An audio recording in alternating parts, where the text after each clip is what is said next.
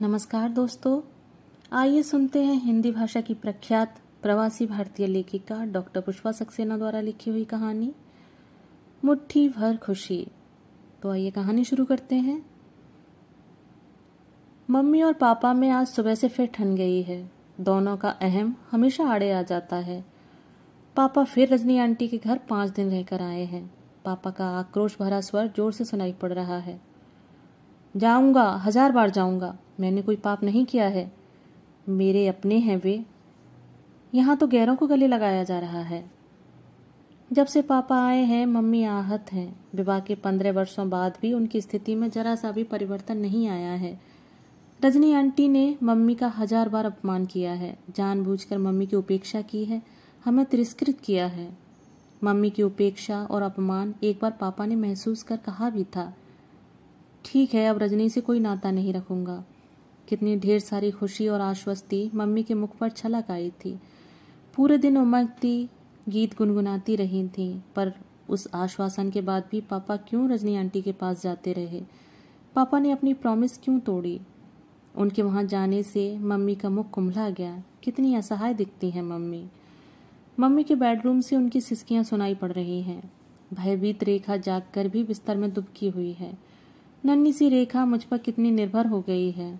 Mummy को अपनी नौकरी और ढेर सारी समस्याओं से ही फुर्सत कहाँ मिल पाती है। हम दोनों स्कूल घर बाहर की न जाने कितनी बातें कर डालते हैं। कभी हम दोनों की बातों में से रेखा की बातों के कुछ अंश अगर मम्मी की पकड़ में आते हैं तो उन्हें कितना आश्चर्य होता है। नन्ही सी रेखा इतनी ढेर सारी बातें कैसे करती है? हम दोनों ने मिलकर मम्मी को कितने अच्छे ढंग से एनालाइज किया है। मम्मी न जाने क्यों कुछ एक हीन ग्रंथियों से ग्रसित है। उनमें से एक सर्वोपरि है कि मम्मी को खूब महत्व मिले।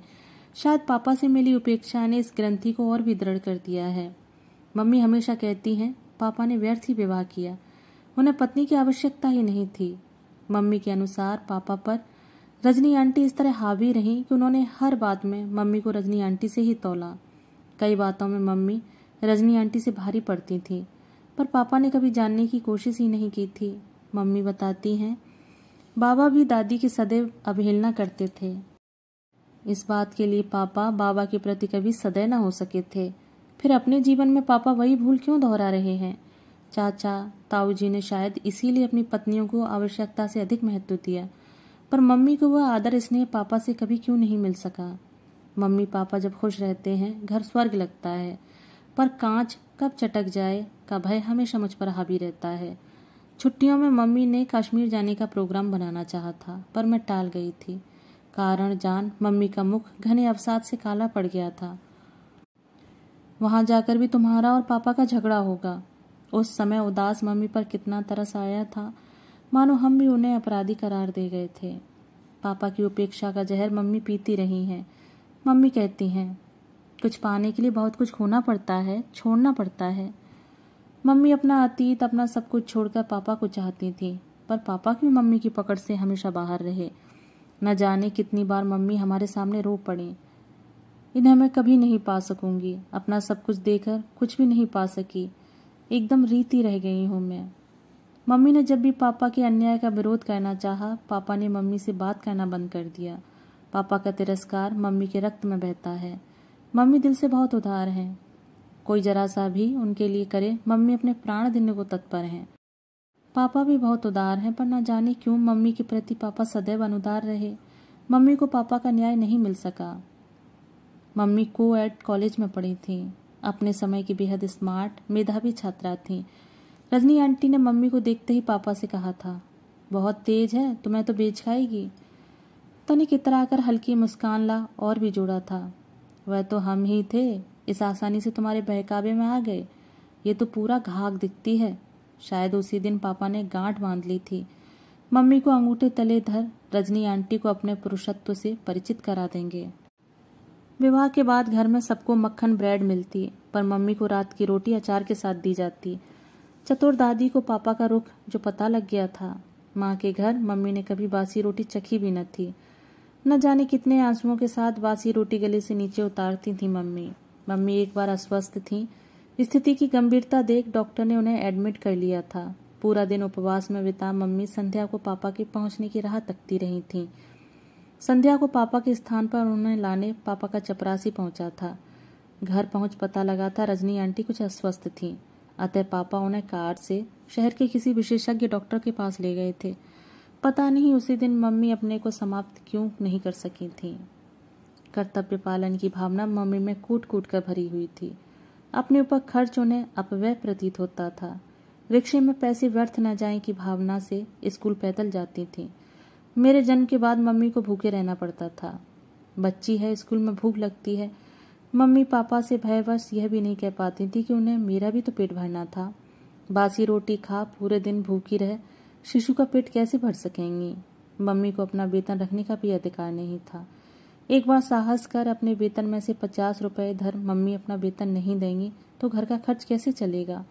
सचमुच मम्मी सबके लिए पैसा कमाने की मशीन ही रही। उनके लिए कब किसने सोचा। रेखा के जन्म के समय डॉक्टर ने मम्मी को पूर्ण विश्राम के निर्देश दिए थे। इसके पूर्व मम्मी कई बार अस्वस्थ हो चुकी थी, अतः डॉक्टर ने पूरी परवाह की कड़ी चेतावनी दे रखी थी। चाचा का विवाह आ गया। पापा के पास दादी के ऑर्डर आ गए। रुपया लेकर फौरन पहुंचो। मम्मी का पूरा वेतन पापा ले गए थे। पैसे देती मम्मी के मुंह से निकल गया था, लड़के के विवाह में भी पूरा पैसे दे रहे हो, कल को अगर मेरे ऑपरेशन की जरूरत पड़ी तो। मम्मी बात पूरी भी न कर सकी थी कि पापा दहाड़ उठे थे। भयभीत में मम्मी के सीने में सिर छुपा रो पड़ी थी। मम्मी की इच्छा के विरुद्ध पापा मुझे भी चाचा की शादी में ले गए थे। मम्मी का कातर चेहरा मुझे टुकुर टुकुर ताकता रह गया था। अगर मम्मी का किसी को भी ख्याल होता तो चाचा का विवाह 2-4 महीनों को क्या टाला नहीं जा सकता था। मैं क्यों गई थी। अगर मेरे पीछे मम्मी को कुछ हो जाता तो। शादी की धूमधाम में मम्मी कहाँ थी, मम्मी कैसी होंगी, क्या एक क्षण को भी पापा सोच सके थे। विवाह में आई स्त्रियां जब अपने बच्चों को सजाती संवारती तो रोने का जी कराता था। मम्मी की जब रजनी आंटी हंसी उड़ाती तो मैं क्रुद्ध होकर भाग जाती थी, पर पापा ने कब मेरे भागने पर ध्यान दिया था। पता नहीं रजनी आंटी के साथ पापा इतने खुश क्यों रहते थे, और गुस्सा तो मानो वह जानते ही नहीं थे। हम जैसे जैसे बड़े होते जा रहे हैं मम्मी को नैतिक बल मिलता जा रहा है। अब वह दादी से भी उतना नहीं डरती। पहले मम्मी को यही डर लगता था पापा उनका परित्याग न कर दें। पापा कई बार ऐसा कह चुके हैं। पिछली बार ताऊजी के यहाँ से लौटते समय जब पापा ने फिर अलग रहने की बात दोहराई थी तो मम्मी का मुंह कितना उतर गया था। मम्मी ने कभी पापा का विरोध करने का साहस नहीं किया, क्योंकि उनकी एक बहन परित्यक्ता का जीवन झेल रही थी। इसी दुर्बलता का पापा हमेशा फायदा उठा मम्मी के घर के इस अभिशाप की याद दिलाते रहे। मम्मी हमेशा दबती रही। पापा से इतनी उपेक्षा पाकर भी मम्मी अन्य लोगों के मध्य अपनी वाक्पटुता मुखर व्यक्तित्व के कारण बहुत लोकप्रिय हो जाती हैं। पापा के प्रति कई पुरुषों की आंखों में ईर्ष्या स्पष्ट झलकती है। स्वयं रजनी आंटी के पति मम्मी की प्रशंसा करते नहीं थकते। पापा मम्मी में वह सब क्यों नहीं देख पाते जो और लोग देखते हैं। पापा का लखनऊ ट्रांसफर हो गया। मम्मी ने निर्णय लिया जब तक उन्हें वहां दूसरी नौकरी नहीं मिलेगी वह नहीं जाएंगी। पहली बार पापा के ट्रांसफर पर मम्मी ने अपनी सरकारी नौकरी छोड़ दी थी। आज तक उसके लिए उन्हें पछतावा है। इस बार मम्मी ने अपना निर्णय स्वयं लिया है। निखिल अंकल ने पापा को किसी प्रकार की चिंता न करने का पूर्ण आश्वासन दिया है। मम्मी के सबसे बड़े प्रशंसक निखिल अंकल हैं।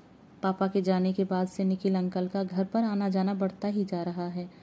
जब भी निखिल अंकल की गाड़ी आती है मैं अपने कमरे का दरवाजा जोरों से बंद कर देती हूँ। कई बार मम्मी ने टोका भी है, पर न जाने क्यों उनके साथ मम्मी का हंसना असह्य हो जाता है। पापा की अनुपस्थिति में निखिल अंकल हमारे अभिभावक से बनते जा रहे हैं। मेरी पढ़ाई में रुचि लेते हैं, पर उनकी बताई हर बात का ठीक उल्टा करना मानो मेरा उद्देश्य हो गया है। निखिल अंकल रोज रोज चले आते हैं। क्या एक दिन भी घर पर रहना अच्छा नहीं लगता उन्हें। बार बार निखिल अंकल का फोन आता है। उन्हें क्या और कोई काम नहीं है। मम्मी की इतनी परवाह रखने की उन्हें क्या जरूरत है। मम्मी की हर बात पर यूं मुग्ध होना क्या अच्छा लगता है। मम्मी के मुंह से निकली हर बात पूरी करना शायद ऑफिस के काम से भी अधिक महत्वपूर्ण है। मम्मी क्यों छोटे छोटे कामों का दायित्व भी अंकल को देती हैं। क्या मैं वह काम नहीं कर सकती। मम्मी क्यों नहीं समझती किसी के एहसान तले दबना उनका अहम कब तक जिंदा रख सकेगा। पिछली बार जब पापा लखनऊ से आए थे निखिल अंकल को लेकर मम्मी और पापा में कुछ कटु बातें हुई थीं। मम्मी कितना रोई थी। घर में जब तक पापा रहे तनाव बना रहा। निखिल अंकल पर कितना क्रोध आया था। यह सच है पापा मम्मी के प्रति सदैव अनुदार रहे, पर पिता के रूप में हमारे लिए उनके हृदय में अगाध स्नेह है। पहली बार लगा पापा अंदर से टूट गए हैं।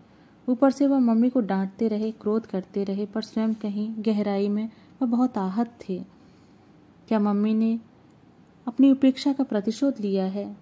नहीं, मम्मी कभी ऐसा नहीं कर सकती। शायद मम्मी अपनी जिस उपेक्षा के ठूंठ को वर्षों से पालती आई थी, निखिल अंकल के छलकते स्नेह ने उस ठूंठ को हरे भरे पत्तों से पुष्पित और पल्लवित कर दिया था। पापा की अनुपस्थिति में मम्मी का व्यक्तित्व कितना सहज हो उठा था। हर बात में अपनी बुद्धिमत्ता, हाजिर जवाबी, परिहास से मम्मी आश्चर्यान्वित कर देती हैं। मम्मी के इस नए व्यक्तित्व से पापा सर्वथा अपरिचित ही क्यों रह गए? मम्मी निखिल अंकल के सामने कितनी छोटी सी दुलराई जाने जैसी लड़की सी क्यों लगती हैं? पापा के सामने तो वह एकदम गंभीर प्रौढ़ा दिखती हैं। पिछले 2 दिनों से पापा मम्मी से बात नहीं कर रहे हैं। मम्मी कभी हमारे सामने रो रही हैं तो कभी पापा की मनोहार करती दिखती हैं। मैं कोई निर्णय नहीं कर पा रही हूँ। एक मन कहता है मम्मी जिस आग में जीवन भर जली हैं, आज कुछ देर उसी ज्वाला में पापा को भी दहकने दो। पर दूसरी ओर पापा के प्रति बहुत सहानुभूति हो रही है। कुछ दिन पहले एक कहानी पड़ी थी। पति, पत्नी और 2 बच्चों का सुखी परिवार था। पति ट्रांसफर पर दूसरे शहर चला गया। बच्चों की पढ़ाई के कारण पत्नी उसी शहर में रह गई थी।